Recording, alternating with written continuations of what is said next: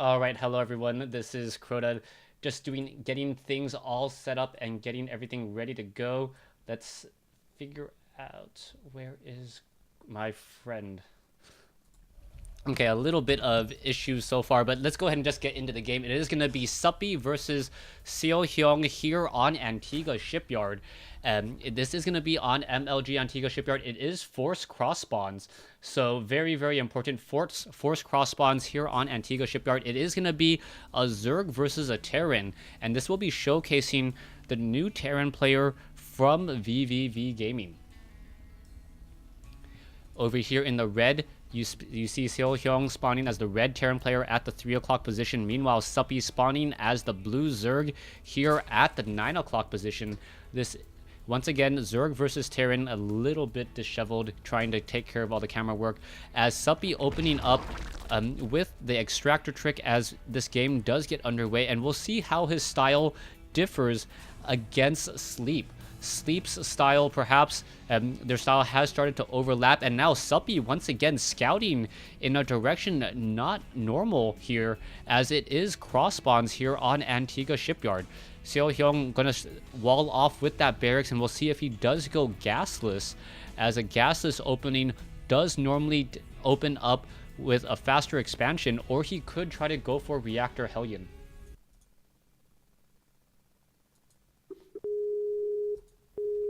All right, I'm gonna be picking up a co-caster here in Gwen. He is commonly known as Gwen. My good friend Garrett, I believe he's the caster normally for xSix, but unfortunately he's not in the game, so he's not going to be able to really do any of the play-by-plays. Perhaps just watching the stream and figuring out what's going on. I am in fact watching the stream there, Crota. Thank you for the intro. Though I guess it is a little bit delayed. Yes, you were correct. I am the caster for xSix Gaming. I also cast for Collegiate Star League and CSN. And this is actually so exciting. We just got to watch Sleep 4-0 vVv. And now we get some show matches. I'm excited, man. Yeah, definitely excited as we see Suppy opening up with an early hatchery and then going into a spawning pool. He is going to be getting his gas a little bit delayed. And I got to know, how often does Suppy and Sleep practice each other? It really feels like their builds are very similar. You know, I think that I mean, this is kind of the hatch first into the pool and then the 17 gas is kind of a standard, like a staple of this matchup, and it's a really just kind of overall safe way to open up against Terran. So I wouldn't say that, you know, their builds are the same yet. I mean, if we see Suppy go for the same mid-game compositions, then we can start to draw those parallels. But I don't actually think that Sleep has gotten a lot of chance to practice with the North American players. He is actually coming to the U.S. very soon, and as soon as he is here, he will be practicing with them all the time. But until then, not so much. All right, so we'll see how effective he is at defending against this Reactor Hellion opening that the Terran player is opening up with. We are going to see a command center also come in as well, so pretty much a standard play. There is going to be the benefit of the ramp at the natural expansion for Suppy. And that's really one of the difficult things for a Terran trying to use Reactor Hellions, say similar to Shakura's Plateau, as opposed to Tall Dream Altar, where the Hellions can see a little bit further and know if they're running into a trap. This might be a little bit too late. A little bit of lag or a little bit of miscontrol can spell certain doom for Hellions when you really want to keep them alive and make sure to just keep map control for as long as you can. Yeah, I mean, absolutely. Hellions, you know, are definitely still useful, though, to have that map control, keep the creep spread from getting too far out of control. One thing that I'm curious if we'll see Suppy too, I know he favors this style a lot, is he likes to use macro hatches to actually control space at his front, to kind of block off pathways. I don't see that going down. He usually puts one down at about the 6-minute mark, so we're not quite there yet. We'll have to see. The Tech Lab, though, follow up from our Terran player, and we'll have to see if he goes into it. Marauders on the way. And now we see the Hellions trying to make their way in, but a nice block with the Queen. The drones may be able to perhaps get 1 kill, 2 at the most, as the drones now come off the mineral line. The drones are not lining up all too well. The Hellion could perhaps get 1 more kill. No more kills, as really heavy losses for the Terran, suiciding those Hellions and not really getting that much damage. You know, he only moved out with 2 Hellions there, and I mean, most of the time we see Terran players go out with the 4 Hellions. There's that macro hatch going down. I know I'm a little bit behind, guys. You already saw that. But there is the macro hatch at the front to control that space and also just to give additional production. This is a style that Suppy really, really likes, has played a lot. Might see the double Ling upgrades coming out for him as well. Although he has kind of swapped it up recently and gone for mutas and instead focused more on just a single Evo chamber for the upgrades. Yeah, we'll see how much damage he's going to do with these 4 Hellions. There is that Spine Crawler, a second one now on the way on the front door. That macro hatch is going to make it very difficult for any Hellions to try to drive up there. And now the Hellions do clean up one free creep tumor as the Queen and now on the ramp, almost baiting those Hellions as the Spine Crawlers would be in positions to get off a couple free impales. And Suppy doing a good job of just spreading creep tumors still while while there are Hellions on the front door. Now, back in the base of the Terran, you can see that more barracks are being added over here. Curious positioning on that barracks as we are now going into Hellions, Medivacs, and Marines. And this entire attack force is going to be very vulnerable to say a lot of Banelings, which I don't see a Banelings nest as of yet. Suppy looks like he is transitioning, getting a Banelings nest, and we may see that tier 2 layer tech. And will he go for perhaps the Spire, as my co-caster mentioned, knowing his particular style, or perhaps try to change things up with Infestors? Infestors very powerful, especially coupled with Banelings against Marines. Yeah, I mean, absolutely. Infestors are so good. And that Stefano style, that heavy Ling upgrade, Infestor, and then Quick Hive. Like I said, I mean, that's what Suppy preferred for a very long time. We might see him swap that up, though. As you said, I know he's been tending a little bit more toward Muta play as of late, but it looks like there's a push, at least a little mini push, moving out here from our Terran player into the middle of the map. 5 Hellions and some Marine Marauder with that medevac. Yeah, right now the Marines and the Marauders are taking down the Destructible Rocks. The Rocks do have a lot of armor, though, so really those Hellions aren't dealing very much. Not even the Marines, it's only the Marauders. But the Zergans are going to be able to catch this and now start eating through many of these Hellions, and this is just really bad play. It looks like the Hellions are going to get all trapped, and who will be able to come out ahead? A medevac arrives to the party late, as that exchange not all too helpful for the Terran. And now those Destructible Rocks may fall, but it may delay this hatchery or perhaps prevent the drones from being transferred for quite some time. Yeah, absolutely. Crota, I just want to note real quick that people on stream are saying that my volume is super low and no one can hear me. So maybe just tune that up just a tiny bit. All right, let me go ahead and try to fix that for you right now. In the meantime, though, I'm watching on the stream. Looks like this is pushing in to that. Of course, the Marine or the Zerglings are getting this round. I'm not sure how far behind I am, and it looks like Suppy will be able to get his third base up. Don't think it's going to go down. Right now, the Marines still battling up against Spine Crawlers. Look like they may be moving up as the medevacs are being forced to pull back once more. Hopefully the volume is a little bit better, but then now the game sounds sound a little bit loud, and that's surprising because StarCraft is already really low. All right. We'll, yep, attack at the third, getting cleaned up there. Spine Crawlers moving forward. And, I mean, the aggression, although our Terran player has the supply lead, I feel like the aggression has abated for a little bit. Suppy has a lot of gas, and I'm just kind of curious as to what he's going to spend that on. I don't know what his tech and his main was. I didn't see that going down. But we'll have to see what he's up to. Nice wall off at the front there with those supply depots from the Terran. And we'll see really what's going to happen. The Harvester count really telling a different story. 62 compared to 45. A new command center about to be completed. It will lift off and land, and it should be 3 bases versus 3. And this is where the Zerg has to figure out where to establish their fort. The gold mineral patch, very vulnerable to siege tanks on that center Zelnaga tower. Very difficult for Zerglings to try to take that position there.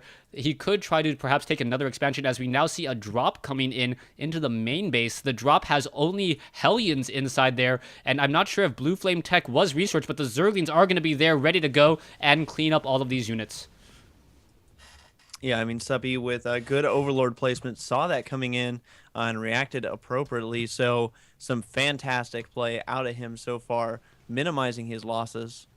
And now the Terran player deciding to drop those Hellions, knowing that they drive faster than medevacs can fly, deciding to retreat back home as the creep tumors look like they could get cleaned up. Suppy trying to do all of his Creep spreading, one more shot would have been enough, but unfortunately that creep tumor looks like it will be able to regenerate some hit points and move along its merry way as Zerglings are now funneling across the field. The third base has yet to be established, especially as there is a burrowed Zergling there, and Suppy now also dropping in some creep. So this is going to be quite some time. The Overlord tries to run away, won't be able to do very much. The Orbital Command will get there and not be able to land as Banelings look to try to walk in, but they are remotely detonated with the help of a siege tank. Yep. I think I saw Suppy burrow some Banelings somewhere on the map. I could be wrong though, but I know he has been trying to work in burrow play into his game lately. I'm not 100% sure where those went down. Right now, there are Marines and Medivacs currently just sitting off over here. We'll see what they will do. The Mutalisks are upgraded 1-0. Zerglings are going to try to run by, and this is going to be really bad. If the Terran player lifts up with those Medivacs, the Mutalisks are just going to clean them up. And if he doesn't, the Zerglings are going to clean them up. So that is a lose-lose situation. No matter how you look at it, this entire attack force, Medivacs, Marines, and all will be destroyed as Suppy already up to 19 Mutalisks, now 24 with 4 more on the way. That is a lot of Mutalisk. Yeah, I mean, he, like I said, he's kind of been swapping it up lately and going for the Mutalisk style so that he can focus more on counterattacking. And I feel that on Antigua Shipyard, where Terran or Protoss can get up to 3 bases very easily, going for that Muta style is actually much, much stronger. Yeah, and you can see that the Mutalisks are just able to run straight inside the base, sniping down supply depots, supply blocking our Terran player here. Marines now trying to make their way over. They are upgraded 1-1 with 2-1 upgrades on the way. Missile turrets need to be established, and we'll see what's going to happen as Suppy can just simply retreat. But we see that the Terran player does have a lot of missile turrets all throughout the map, and those Mutalisks are going to not be able to do very much unless we get perhaps an additional 10, and it looks like Suppy should be able to get up to that pretty easily. He is running on 6 gas with 2 more coming in shortly. Yeah, and Suppy establishing his 4th base. That's going down at the left-hand position on the map. I think that that's a good place to put it. I would favor knocking down the destructible rocks into that base so that you have a little bit of an easier time running Lings over there if you need to defend. But Suppy actually taking the gold as well, so it's a little bit bold out of him to double expand like that. But I would say he is definitely in the lead. I mean, the supply counts definitely reflect that. I think the upgrades are in his favor as well, with 2 flyer attack about to finish and 2 melee attack going. But let's watch those burrowed Banelings there. The burrowed Banelings got cleaned up much earlier as the Mutalisks are now trying to fly in, able to take down all of these missile turrets. Simply not enough as there's over 24 Mutalisks here cleaning up SCVs. Marines now trying to make their way in. It looks like the Marines will be able to shoot at some of those Mutalisks. The Mutalisks are finally backing off as the Terran player now perhaps going for a little bit of map control, parking themselves next to a creep tumor, and now we see the missile turrets being reestablished, but no, Suppy not going to allow that, and he knows that as long as he can prevent this 3rd base from truly mining, he has nothing to really worry about as he already has a double expansion coming in and Banelings rolling across the field. Suppy with a lot of map control in the center. Yeah, absolutely. And he really needs to hold on to that map control. He has that gold base, or I guess the formerly gold base. The base is formerly known as gold, but he has that base, and if he wants to keep it, he's definitely going to have to control the center of the map. Tanks on the high ground could siege that base quite easily. Yeah, we'll see what's going to happen, but as soon as the tank numbers start to go up, we are going to see the Greater Spire now being added, and we are already up to max food, so Suppy at some point can suicide with a lot of his units, and as long as he trades somewhat efficiently, he's going to be okay, as we now see the Terran player sieging up that middle ground, as we mentioned, and this middle ground will fall, but the missile turrets, not quite enough, and now Suppy going to take down the production buildings, taking down many of the barracks, many of the Marines, as they're being trained up, and now there's not much that our Terran player can do besides just try to take out this hatchery over here, but Suppy did double expand, so he does have a hatchery to lose. Yep, so Suppy in a great position right now. He's still up in the food count. Of course, the middle has been established by our Terran player. He does have the middle. He is going to be able to kill that gold, or formerly gold base off, but he cannot take that base himself on the other side because there is so much creep there. Yeah, so much creep there, no Ravens, and he doesn't really want to use scanner sweeps, or he's going to try to use those scanner sweeps now to try to clear all of these creep tumors. Will it recede fast enough is the question. As we now see, Marines are upgraded 2-2, but we are going into Corruptors. There is one starport with a reactor, and we'll see whether or not those Broodlords catch our Terran player Seo Hyung off guard. Yeah, I mean, absolutely. The Broodlords, he will be able to produce Vikings, but Broodlords are so strong, regardless of that. And Suppy, with that base, the 4th base already up. I mean, does our Terran player even know about that? Can we check his vision? I think he does not know about that yet, so he is still assuming that it is 3 bases versus 3 bases, but you see a massive number of units, Zerglings and Banelings on the front door, and more Banelings, so Suppy is going to be able to handle all of these Marines pretty easily, and even when he frees up his supply, he can then transition it into mass Broodlords, as the Mutalisks have still been the story of the day. We are going into Adrenal Glands, crackling upgrades underway, level 3 Zerg Flyer attack and level 3 melee. Very, very similar to Sleep style earlier. Yep. I mean, absolutely. Going for those attacks on the Zerglings make them so effective. Additionally, that helps out your Broodlings off your Broodlords. Yeah, you can see now that those Broodlords are simply trying to trade themselves. There are no Vikings nearby, so this trade is going to look very well, just trying to take map control back away from the Terran. This very fortified position. Marines arrive just in time to get melted by Banelings, as the Medivacs unable to heal enough, and now in come the Mutalisk to finish off the Medivacs as well. So I would say, at this point, this is definitely Suppy's game to lose. And our Terran player is on the back foot. So much damage being dealt. Yeah, you can now see his Banelings just rolling up, taking down another siege tank there. The command center never had a chance to land. The creep tumors, simply too many, as now he is just pulling back with that command center. Level 3 attack upgrades, both going to complete in the next minute or so, as 32 more Zerglings being added. The Broodlords just simply flying across the map, pushing the Terran player back onto his only one full base of mining left. And with so many Mutalisks, with only 13 Mutalisks, 3 Broodlords, it's going to be a little bit of time before Suppy re-macros up and then tries to break open this front door. Yeah, I mean, absolutely. He did lose some Broodlords in that push. There was a great stim and run forward from our Terran player to take some of those out. The thing that Suppy is really missing from this composition right now is a lot of infestors. He's got a couple out on the map. He's making more right now, but I feel like they're a little bit late. He kind of rushed, spent gas on Banelings and Mutalisks instead. And of course, that is going to delay your infestor tech or your Broodlords. He decided to go for the Broodlords first instead of getting the infestors out first. And it definitely paid out for him, able to take that middle position back. But now he's going to have to sit back and wait a little bit. Yeah, right now, in that time that he's waiting, he is just getting up a lot of hatcheries. It looks like he wants to focus on perhaps a lot more Zerglings again, building up 3 hatcheries at a time, 1 macro hatch and 2 more bases, as he's just going to be able to push Terran back once again. Terran trapped in a corner with really nowhere to go, but a drop now comes in, a fungal growth. The 3rd base, another chain fungal growth, and the Zerglings should be able to clean this up here, as the Mutalisk now finally arrived to the party, and this drop has been handled. The worker kill count, 39 compared to 18. It is now 50 drones compared to 41 SCVs at the 25-minute mark. So both of these teams are relatively low in terms of their economy. Yeah, absolutely. So kind of low drone counts, and I mean this is I guess a little bit substandard from what you'd expect in this matchup, where Zerg will want 80-90 drones they can continually remax. But look at this, our Terran player establishing the position on the middle of the map again, but I don't think that's going to stand for long. Yeah, definitely not going to stand for long, as you see the Broodlords and Infestors and all the units just simply roll over the center of the map once again.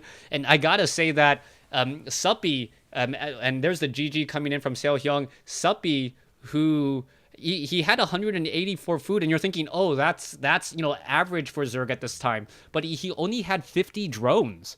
So yeah, with only 50 drones, that's a huge army. Yeah, that is actually such a huge army. It is crazy.